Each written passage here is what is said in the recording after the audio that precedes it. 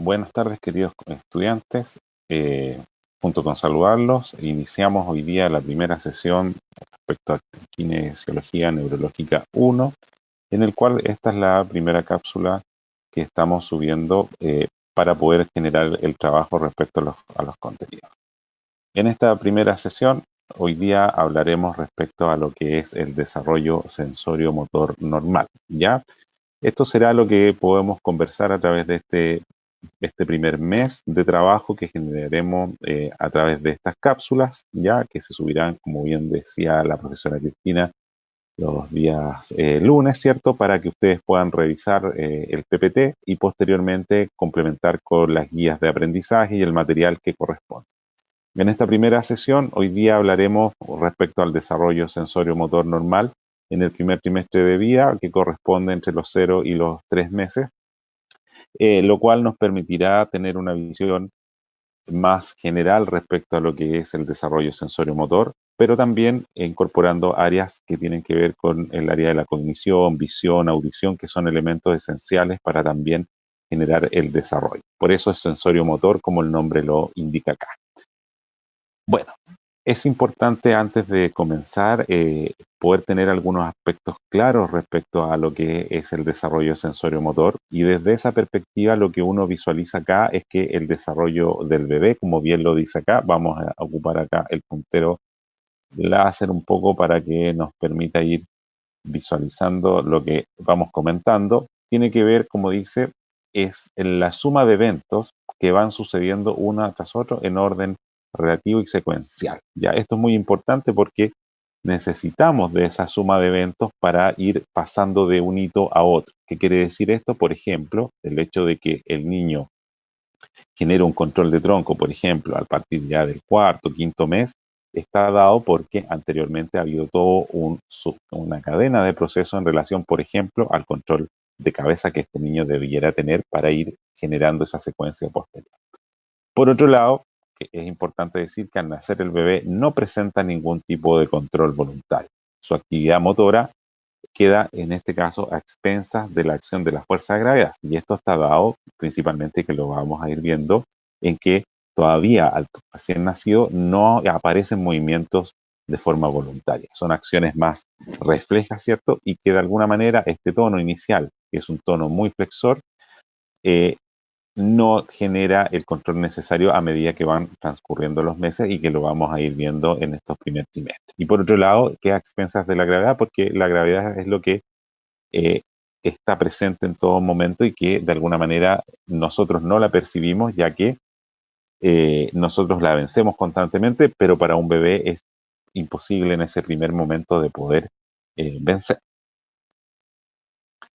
Por otro lado, tenemos que al inicio de las actividades de los niños, en este caso, van a poder observar que se habla de actividades globales, ¿ya? Globales en el marco que, a medida que va ocurriendo este suceso de acciones sensoriomotoras, van a ir diferenciándose. Y eso, por ejemplo, lo podemos ver en que un inicio, el control de tronco, es una acción mucho más global. El giro va ocurriendo en la misma secuencia, pero, por ejemplo, lo que ocurre en actividades mucho más finas, como lo que son la pinza fina, por dar un ejemplo, es una actividad mucho más específica. Es decir, partimos de actividades muy amplias en el cual el bebé se mueve de forma global. Es decir, si el niño mueve la cabeza, el resto del cuerpo también se acompaña en esa acción.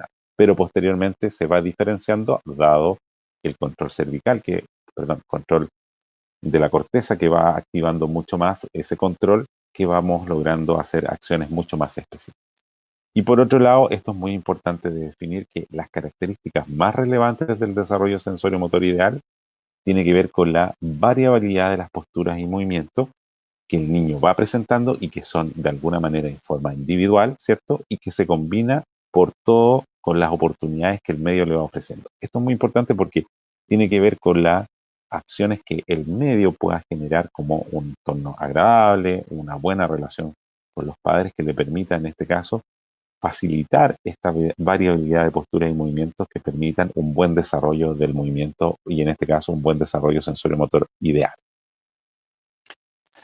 Antes de comenzar en esa línea, es importante conocer que para todas estas acciones del desarrollo sensorio-motor siempre hay leyes neurofisiológicas que proceden acá. ¿Qué quiere decir estas? Por ejemplo, la ley cefalocaudal, es decir, el control va desde la cabeza hacia los pies, o próximo distal, control desde lo proximal, por ejemplo, desde el tronco hacia las extremidades. Hay secuencia, como lo dijimos, en relación a paso de control de cabeza, tronco, o sobreposiciones en relación a acciones que se van mezclando en los hitos de transición, o la ley del equilibrio entre la flexión y extensión. Como lo vamos a ver ahora, el niño tiene un tono flexor, que es lo que ocurre, pero también va mezclándose ese tono flexor inicial como una flexión fisiológica muy marcada hacia un tono extensor. Ya hay una mezcla de esto que tiene que ver también con el ir mejorando sus mecanismos de enderezamiento, reacciones de equilibrio y de control propiamente tal. Y la ley de disociación que tiene que ver con la disociación que existen entre, por ejemplo, la cabeza y los hombros,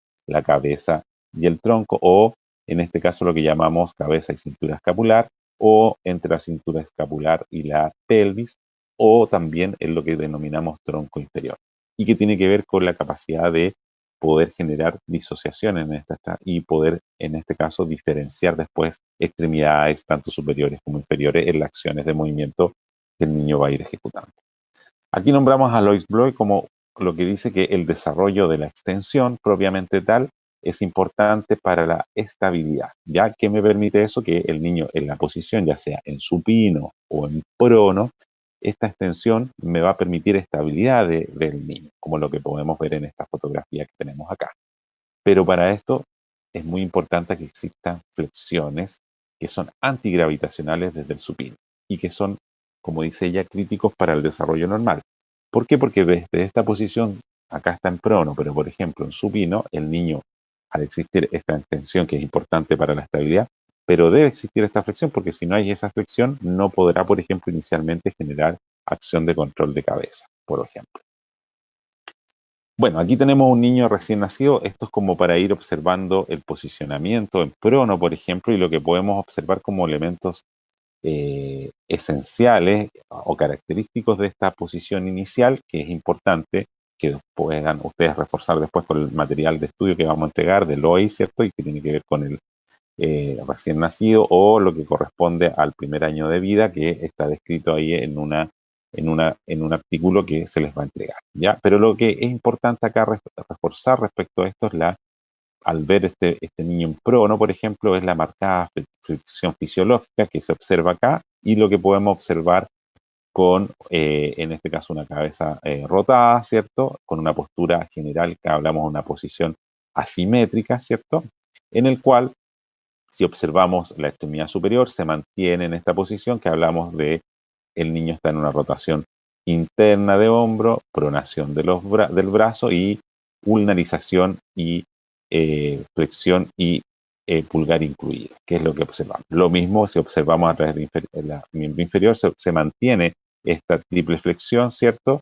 Con pronación de los pies. Y la pelvis en retroversión. Y si observamos el centro de gravedad en esta posición, está a nivel de la cabeza.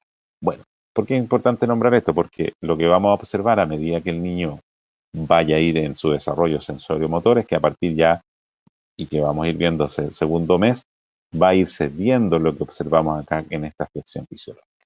Aquí es importante nombrar y que posteriormente se hace acción a elementos reflejos, por ejemplo, el reflejo de búsqueda, que el niño, por ejemplo, ya logra girar frente a un estímulo en la zona oral, o el reflejo de succión, que es muy importante en esta primera etapa, porque es el que le permite mantener con vida frente a poder generar la succión para el pecho materno y lo que tiene que ver con el apego propiamente tal. ¿Ya? Acá ya tenemos un bebé que pasamos de un recién nacido a un bebé que tiene de 6 semanas, más o menos, 6 a 8 semanas, en el cual ya podemos observar, como dijimos, una mayor extensión. Si vemos comparado con la otra, que está en una flexión mucho más fisiológica, ya observamos una disminución de esa flexión fisiológica, tanto en extremidades superiores como inferiores, ¿cierto? Hay una disminución de la rotación interna, ya disminuye la pronación, se libera la extremidad, en este caso su mano, hay liberación del pulgar a partir de la sexta semana y por consiguiente el niño ya puede también iniciar una cierta rotación de la cabeza y además, como podemos, aquí no se observa en esta fotografía, pero hacer seguimiento, o más que seguimiento, una fijación visual en las primeras 6 semanas, ¿ya? Y si se fijan, esta es una fotografía, ya el niño también se está acercando lo que es la mano a la boca, ya como elemento esencial. Pero también observamos que ya se observa mayor cantidad de su cuello, a diferencia acá que no se observaba la separación entre lo que es el cuello y la cintura escapular, ¿ya? Entonces aquí a eso nos referimos también con la ley de disociación. Aquí ya, como empieza la rotación, hay mayor extensión antigravitacional, el niño también de alguna manera empieza a generar esta rotación que tiene que ver con disociar la cabeza de los hombros. Y las extremidades inferiores que también disminuyen esta flexión tan marcada que les comentaba. Ya aquí lo estamos viendo del supino, en la misma posición, una asimetría muy marcada, ¿cierto?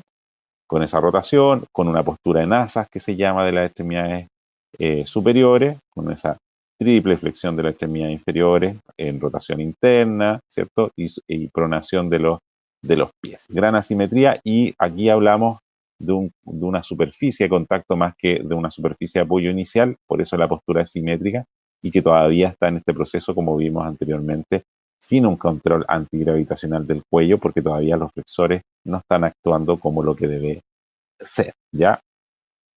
Entonces, si nos vamos y llevamos a este bebé pequeño de recién nacido entre las 6 o a octava semana al sedente y bípedo como posición, lo que vamos a encontrar acá es falta de control de tronco inicialmente, un niño que colapsa en flexión sobre las caderas principalmente, la cabeza puede caer hacia atrás o hacia adelante según lo que puede ocurrir ocasionalmente dependiendo si es sedente o bípedo, ¿ya?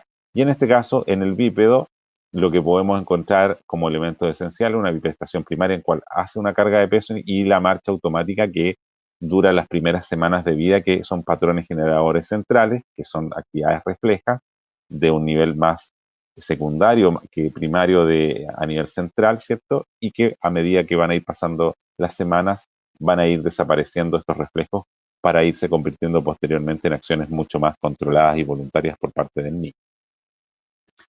Vemos acá en relación a elementos visuales, está mucho más interesado en los contrastes de blanco y negro, por eso todavía en esta primera etapa el fijar la mirada con un cascabel es más difícil, a menos que sea un cascabel blanco-negro, por eso se fija mucho más en los rostros de las personas, ya todavía no ve en colores como tal, ¿cierto? Todavía no se ha generado esa mineralización completa del nervio óptico que ya ocurre a partir del tercer mes, ¿ya?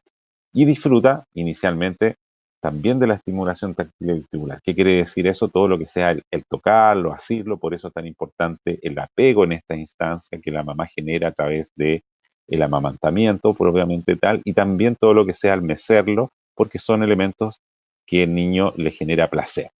Ya, como dice acá, le interesa ser alimentado a los brazos y mucha interacción desde el lenguaje, ¿cierto?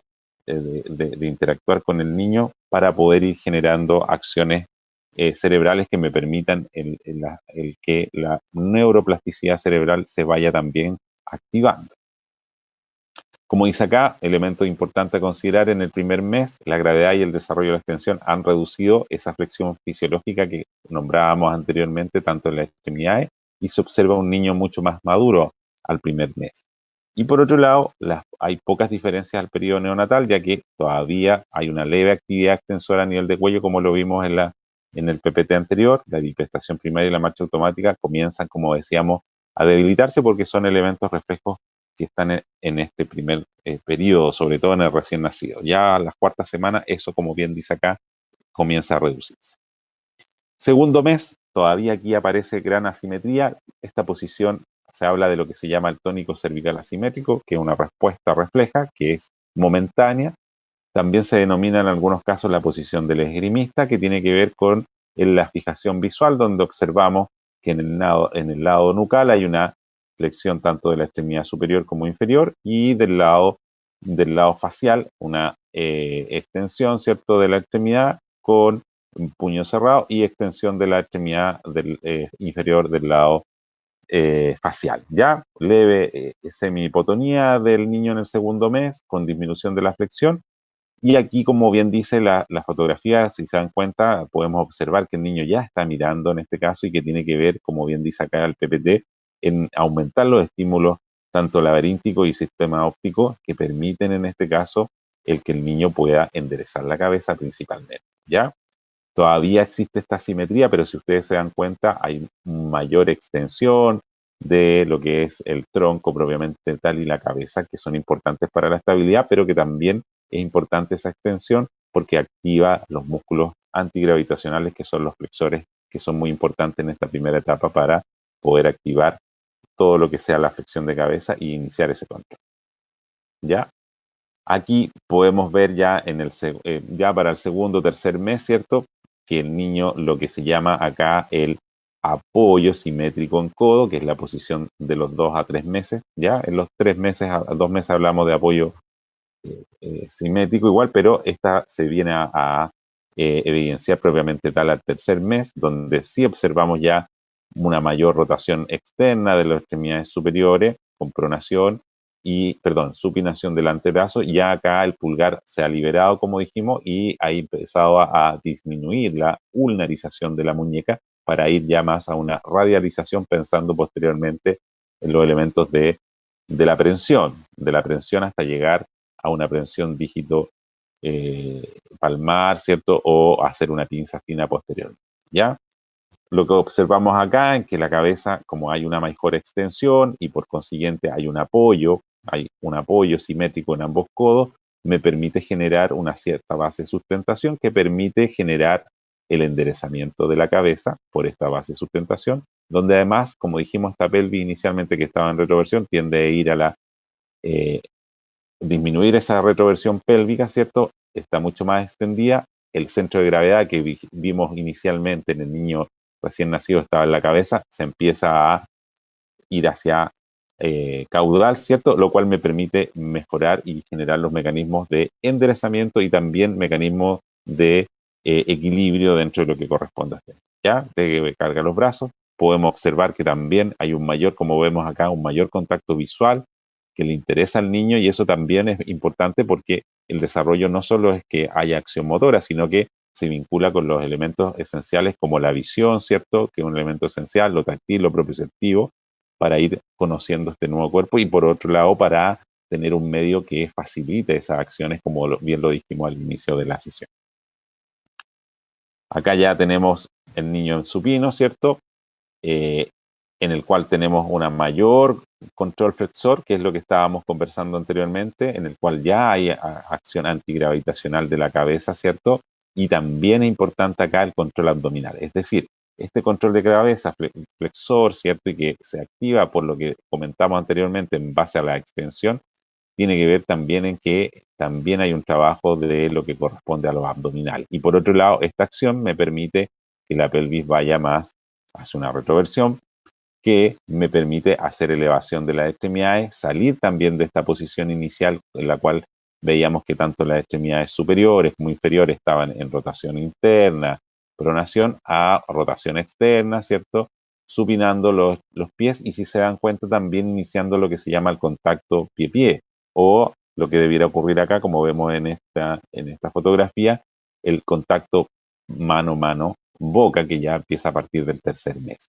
A esto nos referimos en lo que yo les comentaba inicialmente en la acción, que son movimientos globales. No son movimientos todavía diferenciados, sino que las acciones que genera son movimientos globales, como lo podemos ver acá, en el cual está haciendo contacto mano-mano, mano-mano boca, o en este caso pie-pie, también asociado a un movimiento global. ¿Ya? Y acá las extremidades, como dice, inicialmente que estaban a los costados, como vimos, y ahora ya como hay un centro de gravedad que también va disminuyendo, pero por otro lado va estabilizando también esta extensión de tronco que permite dar una mayor estabilidad y el apoyo se genera a nivel de cabeza, a nivel occipital y de escápula, permite un mejor control para que, como vemos en esta fotografía, las extremidades puedan ir hacia la línea media dando un mejor control.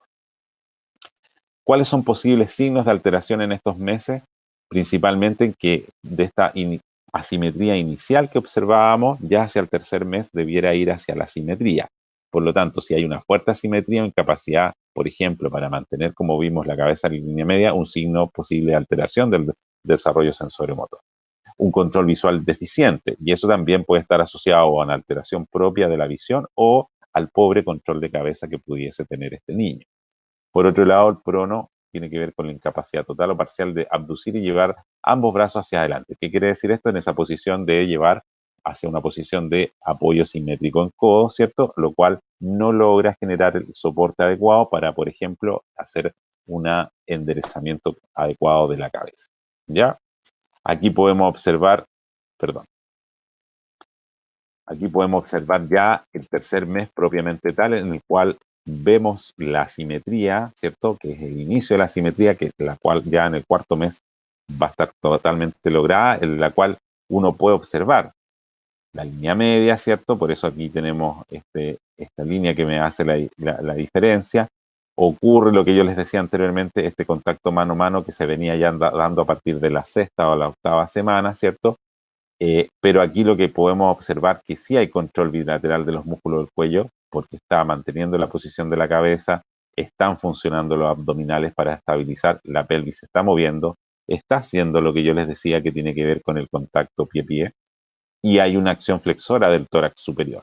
Entonces, lo que yo puedo hacer acá es que el niño, además, está, si lo vemos en esta fotografía, está fijando la mirada y también ya a partir del tercer mes puede seguir objetos en 180 grados.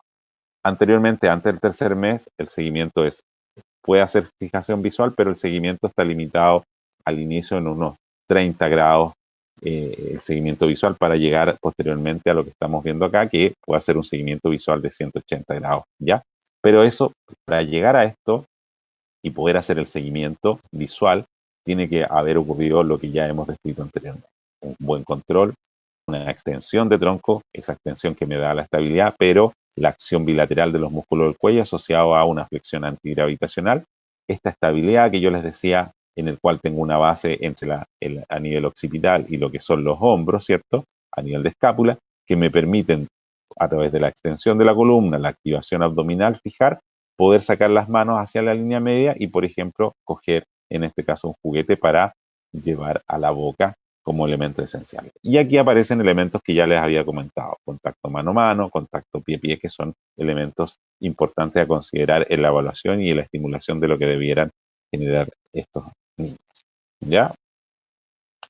Lo mismo ocurre acá, ya estamos pasando al tercer mes propiamente tal, con mayor control, mucha más elevación, ya aquí casi un cuarto mes, pero estamos trabajando hasta el tercer mes, quise poner este PPT porque de alguna manera se evidencia también el control, pero aquí podemos observar mucho más claro, ¿cierto? Ahí está una fotografía, pero el niño está, si lo vemos en la visual, está mirando, donde hay una musculatura abdominal mucho más fija, que es lo que vemos acá, que permite fijar el tronco, llevar las extremidades hacia la línea media, llevar también las extremidades inferiores a flexión, ¿cierto? Y a la supinación de las piernas, que me permiten de alguna manera una mejor movilidad de los segmentos. Esto es muy importante porque, como dijimos, aquí se produce una ley secuencial entre el control de cabeza y tronco que posteriormente me ayudará en los meses siguientes a mejorar o pasar a los otros hitos que van en el marco de control de cabeza, control de tronco, giro, cuatro pies, ¿cierto? Sedente lateral, arrodillado y pasar después a de pie y posteriormente marcha, ¿ya? Que son elementos que vamos a ir desarrollando durante la sesión. ¿Ya? Esta la puse igual acá porque esto es importante en 3 meses también, apoyo simétrico, que es lo que uno debiera observar también en esta posición, ya marcada rotación externa, abducción, ¿cierto? Que es la base, extensión nuevamente, ya carga de peso, que es el apoyo simétrico en codo, ¿cierto? Hay un aumento de la extensión de la parte superior, que es lo que me permite que el niño mantenga y haya enderezamiento de la cabeza, ¿cierto? Con reacciones de equilibrio en esta posición. Sigue el contacto pie, la pelvis está mucho más plana de lo que podíamos observar a un inicio en los primeros meses, ¿cierto? Y una respuesta mucho más activa o propioceptiva de la exposición, ya con respuesta hacia los hombros que me ayuda a mejorar esta posición de cabeza.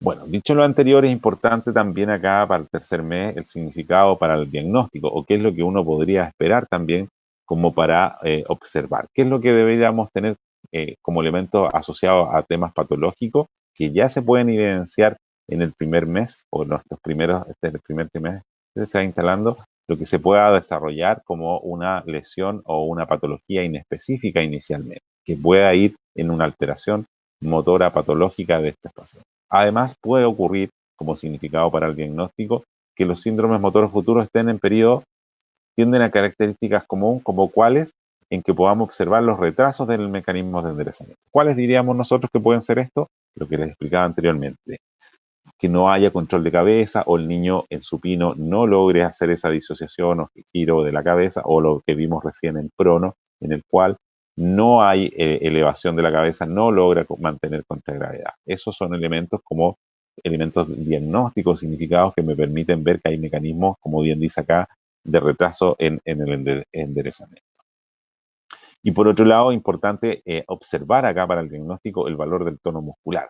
Como ya dijimos, inicialmente acá es un tono más bajo de lo percibido. Inicialmente hay una flexión fisiológica que no logra vencer la gravedad.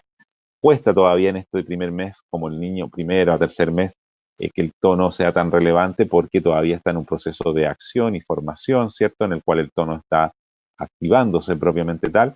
Entonces es difícil todavía observar el valor del tono. Sí puede ocurrir que en casos excepcionales en el cual hay una lesión importante a nivel central y que realmente se vea en casos severos en el cual el tono sí está alterado propiamente tal y es evidente frente a la evaluación que uno puede observar en un niño entre 0 y 3 meses y que pueda estar influido por factores ambientales.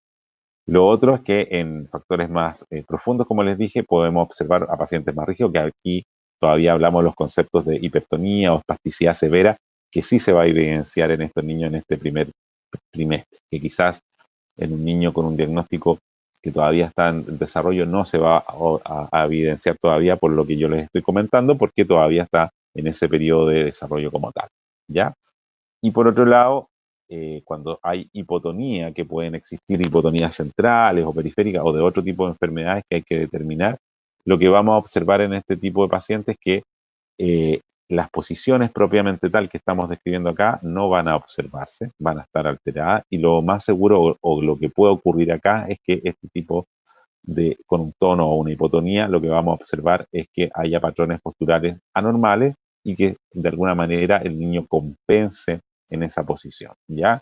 Es decir, que como no puede llevar contra la gravedad, se fije en una posición, genera posturas anormales, más asimetría, ¿cierto? O no pueda movilizar los segmentos como vimos de llevar las extremidades superiores y compensa, por ejemplo, haciendo una mayor extensión o una mayor flexión, o en definitiva no puede hacer el movimiento deseado frente a un estímulo que se le propone, ¿ya?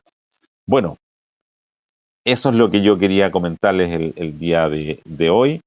Ya espero que el miércoles cuando nos reunamos vamos a reforzar un poquito más los contenidos respecto a esto, las dudas que puedan surgir, el material que vayamos leyendo, ¿cierto? Yo sé que esta es la primera semana, por lo tanto, no se compliquen todavía, podemos ir reforzando con los contenidos, vamos a ir retomando ya para después las otras semanas, del tercer al sexto mes, ¿cierto? Y vamos a ir incluyendo lo que vimos en esta primera sesión, así que por ahora escuchar, revisar al menos en la bibliografía que vamos a ir subiendo lo que corresponde a los primeros 3 meses, ¿cierto? Para que lo vayan leyendo y las dudas que puedan existir el miércoles las resolvemos o en la siguiente sesión también. Esto no quita que podamos, esto es dinámico, por lo tanto podemos ir trabajando de buena manera para que ustedes vayan teniendo una mayor comprensión de lo que es el desarrollo sensorio motor normal, ¿ya? Así que eso, dejo de compartir acá, agradecer su tiempo y el miércoles nos vemos en la sesión a las 2:30, ¿ya? Muchas gracias.